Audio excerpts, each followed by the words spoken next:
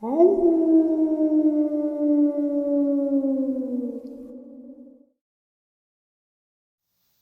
greetings and salutations, everyone. I hope everyone is still doing well, and welcome to this night-ending bonus. Before we jump into it, a couple links. As many of you know, I rely on Patreon, PayPal, channel membership, and the merch to help the channel to continue to grow and go. Links to Patreon, PayPal, and channel membership is in the description below. Merch displayed directly under the video. Also, Dogman Frightening Encounters, Volume 1 through 3, the audiobook versions. They were written and researched by Tom Lyons, narrated and produced by me, Jeff Nadolny. Those audiobooks are available on Audible, Amazon, and iTunes, links to which are also in the description as well. And finally, last but definitely not least, if you'd really like to help support the channel to continue to grow and go, simply subscribe. It does not cost a cent. Click the like button, takes half a second. If you don't want to miss out on any of the informative uploads that I put out daily, click that bell icon, and folks, please leave a comment. Why? Well, because all of these things really do help the channel to continue to grow and go. And yes, folks, they definitely do matter. Now, everyone, I have taken far too much of your time. Let's jump into this night-ending bonus upload, shall we? Today's first encounter. I used to live in St. Peters, Missouri. I was close to 20 years old when we had a sighting of a creature in the late 70s. The creature was seen in St. Peters, Missouri. This happened downtown St. Peters at a railroad bridge that crosses over Dardine Creek. The creek may be 20 to 30 miles long and drains into the Missouri River. Downtown St. Peters is a very small farming town. If you blink, you're already through the town. The creature could easily move around without ever being seen. The creek has large levees on both sides and was heavily wooded at the time. A friend and I used to sit by the creek or on the railroad bridge and talk. One night we were climbing on the bridge. My friend was the daring type, so I didn't think much about the shadows I saw. I thought it was just my friend fooling around. I yelled at my friend asking what he was doing. To my surprise, it was never him moving around. We just laughed it off and went on chatting. My friend had to pee, so he went off to the end of the railroad bridge and started to go. Whatever was following us lifted the railroad timbers and tried to grab my friend. We ran approximately a mile back to his house. I left out a lot of details as I'm disabled now and it's hard to write. The creature was seen many times after our first sighting and was seen by our friends. This creature is violent. Tried to kill my friend, smells like rotten hair. It lets out a scream like a panther. One major thing that is different about this creature and that it has only 3 fingers, like a tree sloth. The reason I say this is because we found handprints on the banks of the creek and the mud prints under the bridge. We never found a footprint. We saw the imprints of the fingers and the nails in the soft mud of the creek banks. It appeared they would grab the steel beams under the railroad bridge and it would leave the muddy handprint on the beam. The odd part was we never found a footprint. I see these were handprints only because they wouldn't support a creature this size. All 3 fingers were approximately 1.5 inches in diameter and approximately 8 inches long, with the middle finger slightly longer. Each nail was approximately 3 to 4 inches long and was curved like an eagle claw. I would assume both hands had 3 fingers because of the ability to climb under the bridge. The creature was approximately 8 to 9 feet tall. Couldn't tell if it had a tail. Only saw it from the front.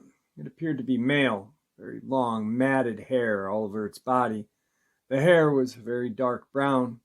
Could barely see its eyes through its hair. The shoulders looked close to be 5 foot wide from shoulder to shoulder, very short neck.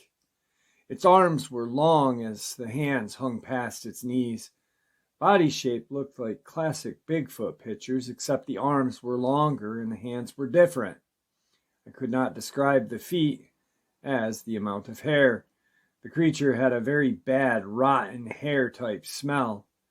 It also let out panther-type screams one night, as we must have startled it. The creature was, or appeared, aggressive to us, as it pushed over a dying tree in the woods one night. Granted, the tree was dead, but it took a lot of strength to push over a tree that was about 3 foot in diameter. That was the same night it let out the scream. Other times we could tell it was getting near because you could smell that foul odor. It moved very quietly in the creek and the woods for an animal of this size. I couldn't begin to give you an approximate weight of the creature. The only thing I could think why it was aggressive is one night it appeared to be a female with 2 small ones with it. She stayed in the brush. I couldn't tell if it was bent over or what position to keep the 2 small ones guarded. She appeared to be maybe a third of the size of the male. She was 50 to 75 yards from us, and the closest we got to the male was maybe 45 to 50 feet. I've told many people of this sighting over the years, and no one believes me.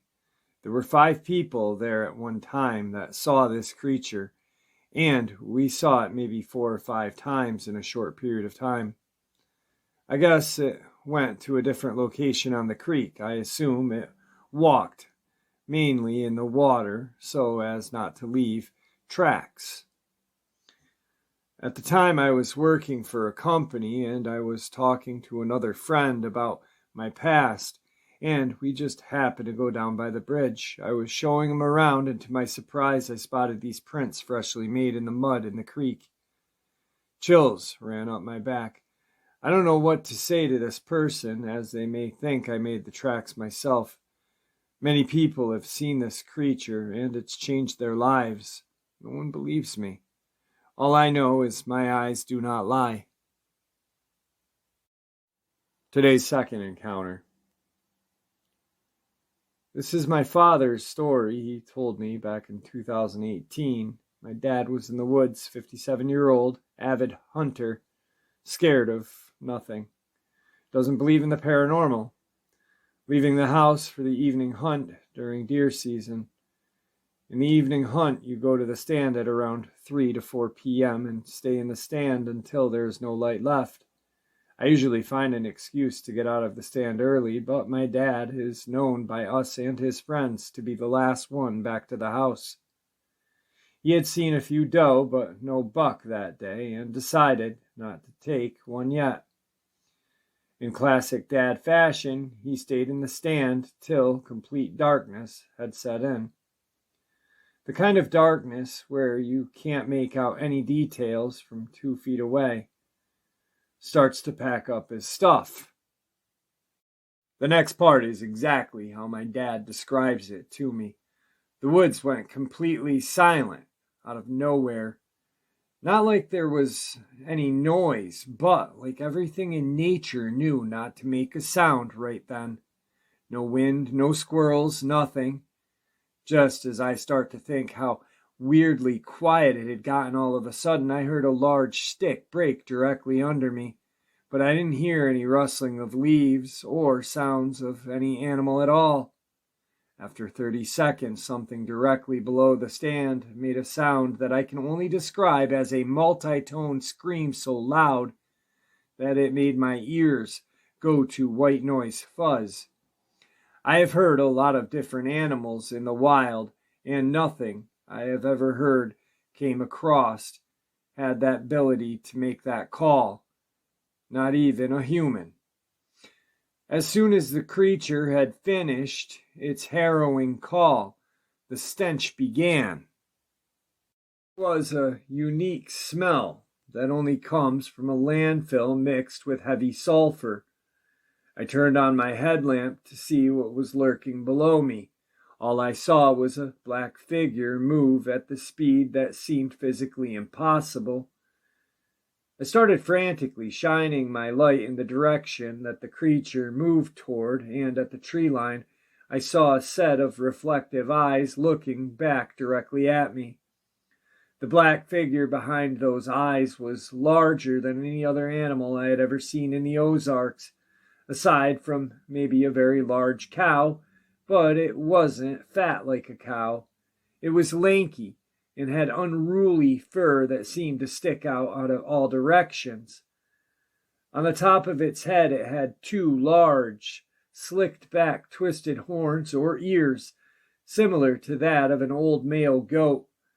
The eyes were easily 7 feet off the ground, meaning this was taller than any native species in the area. It just sat there, breathing heavily and staring at me for what seemed like an eternity. I kept my headlamp pointed at the creature until it turned and walked away into the woods. Now at this point is when I got the call from my dad to come pick him up in the UTV and get him the heck out of there. This is the only time my dad ever sounded scared to me. He still hunts all the time and says he can't wait to see it again and hopefully get a better look. Classic, tough-ass dad thing to say. Thinks he may have seen the Ozark howler that night. After all this, my dad has been very into Sasquatch research and the like. On the other hand, I believe he may have had a run-in with the Ozark howler instead of a Bigfoot. Today's third encounter. I feel I may have had an encounter recently, but I don't feel it's worthy of coming onto your show. But anyway, I was helping my fiance friend move to a different part of the reservation. Also, her friend was full-blooded Lakota. But we had finished moving her items into her new house on the Rosebud Res and began our trek to pick up her children at around 9 p.m. Being that I recently moved here, I can't really name the roads accurately for where we were exactly, but ended up driving a total of 5 hours before we reached a checkpoint to enter back into Little Wound Res. We had missed our turn. That would have shaved off a lot of time to get me back home, so I turned on my GPS and immediately took us to a sharp right turn which led to a dirt road that was 15 miles long. It was pitch black darkness, which was new to me, but the drive was uneventful for about 8.5 to 9 miles, when a black cow came bolting out of the dark within 3 to 4 feet from the front of my pickup. I slammed on the brakes, being that I was only driving 30 miles an hour on dirt, but I still slid a bit. The cow thing ran in the direction we came from, and I sat there stunned for maybe 5 seconds when my friend said, "Okay, I think you can go now." I snapped out of it. Driving again, when the corner of my eye to the right, about 200 feet or so away, in the darkness beyond the fence, I saw a large black mass run extremely fast down the hill into the ditch. It moved so much faster than a cow as well. I don't know exactly what I saw or if there was anything at all, but wasn't willing to find out. 5 or 6 miles later, we came to the main road and we got back to Little Wound. Brother, I don't think you saw a black cow. I think you saw a Dogman running through the reservation. Today's fourth part of the upload. Hey Jeff, my name is Redacted. I'm 57 years old, a veteran of the Navy and Army. I live in the southwest corner of Oklahoma. I started listening to your show during the first quarantine months, early 2020. At first, it was just different and creepy, but after about 3 months of listening to your broadcast, I came to believe that these things are real. I will not write long, but I took my fiancée to Jacksonville, Florida to fly back to her country, Columbia. This took place this past October of 2021. We drove down through Texas, down to Interstate 10, and across to Florida. On my way back, I decided to zigzag diagonally from Jacksonville, Florida, taking the older state highways up through Georgia, Alabama, and up to Oxford, Mississippi, near Taylor, Mississippi. I got there the evening of October 10th, 2021. I got a hotel room in Oxford at the edge of town. It was a very dark night, lightly raining, but I decided to drive the short, windy 7-mile, 2-lane road to Taylor to see what it was like. I made a nighttime video and daytime video of the drive. I remember several episodes of your channel about Luke, and also an episode from your channel or another about an electrician that went to help repair some lines after Katrina. That guy's testimony might be from Dark Waters' channel, which it is. This guy was told to be very careful and watchful for these creatures while working on the pole lines, so I wanted to see the approximate location of myself. I drove slowly from my hotel down the dark, long, narrow road to Taylor. Most of the trees were about 10 feet or less from the edge of the asphalt. Only a couple or so areas in the road go back further. I even stopped a few times and rolled my windows down to listen. I never saw anything. When I got to Taylor, I stopped at a little gas station where a young gentleman was cooking barbecue. Got out to ask him about the town. I asked if he had ever heard of the Dogman or walking wolves. He replied that he hadn't, but led me inside to ask 2 other older gentlemen and an older woman who owned the place. I told them who I was, and they were all very nice and hospitable. When I asked them about Dogman, the 2 gentlemen looked scared and replied yes, then looked down and didn't want to talk anymore. I thought that was strange. The older lady was still very nice and talkative. She also said she knew about them. I offered to buy one of the large barbecued pork steaks, and she said, "Ain't no way you're paying for that. It is on the house," and she gave me a to-go box with a large pork steak and a large smoked sausage. I told them thank you and good night. Drove back Old Taylor Road slowly, hoping to see a Dogman. But nothing. At the edge of town in Oxford, I stopped in a General Dollar store to see if they had any steak sauce. I spoke to a lady employed there, stocking shelves. While she was guiding me to the right aisle, I spoke concisely as to why I was in Oxford. I mentioned the Dogman, and she said she had never heard of the term. As I described to her what these creatures were, her eyes got big and said, "Now I know why this one guy used to work here quit so abruptly." She explained to me that a young man that had been employed there 5 months previously. She told me that as soon as this young man got to work, he was so frantic and scared, and told her and another lady that was the manager that he had seen one of the biggest wolves-looking thing on the side of the road while driving from Taylor to Oxford. He said it was way too big to be a normal wolf. She told me that he said he'd quit and will not drive that road at night again. The next day I drove all around the little town to see the layout and tried unsuccessfully to find the Lockett Ranch that has a long history of Dogman activity. Of the few locals I spoke with, no one seemed to want to talk about it. The whole area is full of tall, thick forests. The population is only about 300 plus. So I've got one more account, Jeff. I have a friend named John who is ex-military recon that works in the guns and hunting section at a farm and ranch store called Atwood's in Lawton, Oklahoma. Lawton is an army town with Fort Sill Base, where is located the only artillery training base in the United States. Anyway, I stopped in to visit him at work last Thursday, Veterans Day. It was about 5:30 p.m. He's working. We talked about preparedness and guns and such. I asked him if he knew about the Dogman. He said he had never heard of such a thing. I told him that I thought I had talked to him in the past about it. He said no. John lives 25 miles north of Lawton, near a wildlife preserve in the Wichita Mountains. I described a little bit about the Dogman and how they like to mutilate animals. He told me that in the last few months that 2 of his cows had been killed in such a horrible way that he had never seen like that before. He also told me about the strangest, scariest howl screams that have been coming from the woods.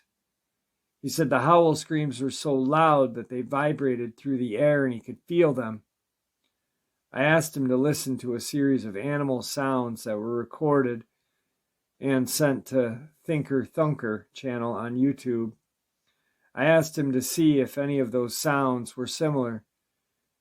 He told me that the long, loud howl scream that is on that recording is exactly what he heard. I also asked him if he had any dogs and if they've been acting strange. He told me that when these howl screams occur, they start barking like crazy and go hide. John said to me that he had never heard anything so scary, and nor had his dogs ever acted afraid of anything. I will mention here that the wildlife preserve has a lot of free-roaming buffalo population and a good number of Texas longhorn cattle there, as well as a sizable lake and plenty of trees. Lots of rocks and rolling hills. I don't know about any caves. This past Tuesday, the 23rd, John texted me in the morning and told me that late Monday night his dog started barking like crazy. He got up to look outside, and about 20 yards away next to his gate was a large black figure on all fours. I asked John how tall the gate was. He said he didn't know and would check. John told me the black thing was taller than his gate. I'm guessing the gate was 4 to 6 feet. John had his Taurus 44 Magnum pistol and shot toward it. It ran off. I asked him to check for prints. Also, John said he sees orbs of light fairly regularly in his yard around his property. I told him I'll probably make a trip up there this Saturday. It's only about an hour away. So I've got his phone number and his friend John's phone number, which I'm going to be reaching out to both of them to see what's going on, to see if they'd like to come on the channel and share. I'd like to hear about his trip to Taylor, have him on and talk about that. That would be pretty interesting. Anyway, moving on. Today's 5th part of the upload. Hey Jeff, I'm a big fan. I've had 2 encounters. My first took place in '97 when I was 17. Me and my friends had this spot in the woods where we would hide and smoke. One afternoon, I was out there by myself. Time got away from me. It was getting dark fast. I started back. At about halfway point, I heard something or someone walking behind me. I stopped walking and it stopped. I turned around to try to see who or what was there. It was just out of the light, but I could hear this deep, raspy breathing. My blood ran cold in that moment. My instincts took over, and I started to slowly walk backwards until I got to the logging trail that led out. Back then, I had never heard of the Dogman. All these years, I thought it was a Bigfoot until last year when I started to listen to your channel. My second encounter happened 2 weeks ago. When I saw one, it was about 1 a.m. I was outside of my girlfriend's house smoking when everything went dead quiet. And then this big, dark, massive shape ran across 2 yards and a small 2-lane road in like 3 or 4 steps. It looked like a bodybuilder, had human-like legs, no tail, and all I could see was its side profile of its head. It had a long muzzle and pointed ears. I couldn't see its eyes or teeth. Both took place in southern Indiana. Today's final encounter. This information is yours to do with as you please. I am speaking honestly and have only told a few people of my encounters. I do not want or need recognition. These things are out there. I'm originally from Louisiana, and I come from a family of hunters and fishermen. I had a Bigfoot encounter near the Toledo Bend in Louisiana at the age of 5. I was literally scared crapless, during my first Bigfoot encounter. My family loved to embark on these very long fishing trips. They came back the night before and got everyone up at around 4:30 in the morning the next morning to get the vehicles loaded. We always stop at the shop right to buy some fresh bait and head to Anacoco Beach or the Toledo Bend. Growing up in Louisiana and Texas, you hear about monsters, swamp man, Bigfoot, alligator, or reptile-like creatures, werewolves, rougarou. I never believed in any sort of that stuff. It scared the crap out of me and my other cousins. My aunts and uncles had experiences they would share with us, but I honestly thought they were stories.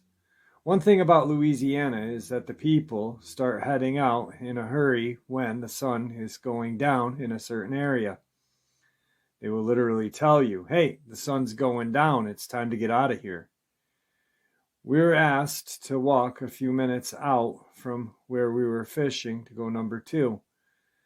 I had an older brother that did some very questionable things to me in the spirit of fun and jokes. This particular day, my brother and my cousin had to go number 2 at the same time.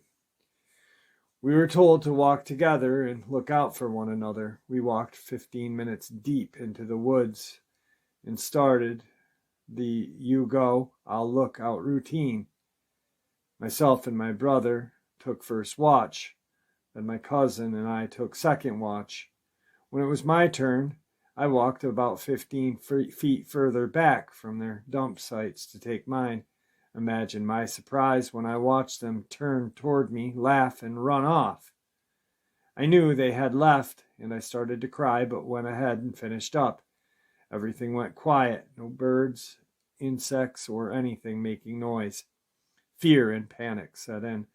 There was also a foul scent. I had actually been smelling it for a while, but I thought it was my brother and cousin's dumps in the wind. As I finished wiping, I barely had gotten my pants up, and I heard this gruntish growl behind me.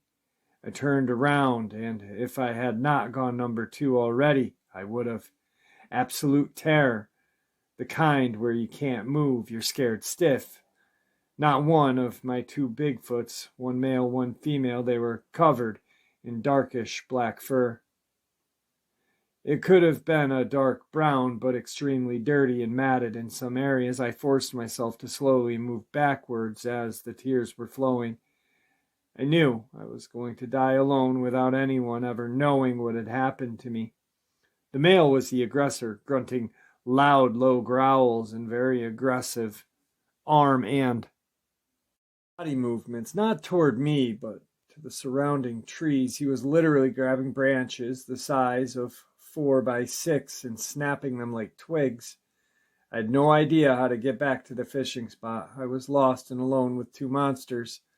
The next part is nothing short of a miracle. The female was obvious, breasts and much slimmer than the male, raised her left hand and pointed in the direction I came from. She slapped her right in the center of her chest and swung it toward me.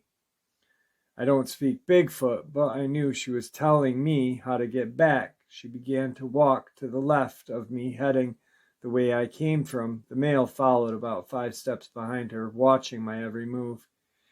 He showed his dismay of me and the situation by low growls and grunts toward me and the female. He simply didn't want her to help me, to leave me and let me figure it out. They both walked me close enough to hear my aunt's voice cursing my cousin and my brother out for leaving me. I walked toward my aunt's voice. I glanced back and watched them walk back into the forest. My aunt believed me, and my mom and a few other family members thought I was abducted and had been held by a man and a woman. They went on a brief search and found large footprints. That's my first Bigfoot encounter in Louisiana at around age 5. And there you have it, folks. I hope you all enjoyed this night-ending bonus as much as I enjoyed sharing it with you. I'd like to thank you all for supporting the channel. After all, it is your support that keeps this channel growing and going, and what gives us all a place and a chance to share our experiences and theories judgment-free. Everyone's treated with the respect we all deserve, so thank you. Please stay safe, happy, healthy, and ever vigilant, keeping an eye on our children, pets, family, and friends. These creatures are real, they are out there and dangerous. Share this information with those you love and care about, and it may just help save their lives someday. Until next time, never stop asking questions, never stop searching for the truth, and God bless.